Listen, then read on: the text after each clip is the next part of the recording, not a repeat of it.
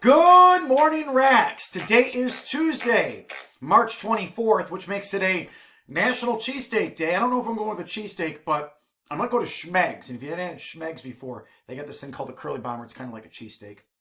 And Chocolate Covered Raisins Day. So, you know, why not?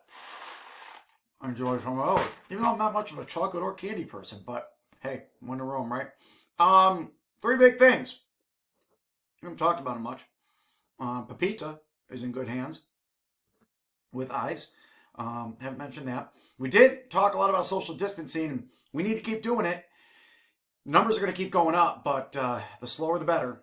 Flatten that curve. And I know practice is spelled wrong. It was spelled wrong yesterday. Pajama learning on Wednesday. If you missed out, you didn't hear me say it yesterday, pajama learning. So if you go on, pass it along, send it on whatever forum that you have with apps to your friends. Everybody's in pajamas on Wednesday. Let's have a little fun as we get through this. Also, anybody with athletic clothing, CL, or contact him. Cheerleaders also, the coat palm books and transportation forms, get those mailed back to the high school. Couple of people with birthdays not in our school today because nobody that I'm showing has a birthday on March 24th. Jim Parsons from The Big Bang Theory, Peyton Manning, happy birthday to him. And yet one of those websites said that Jack Johnson was the most popular person with a birthday.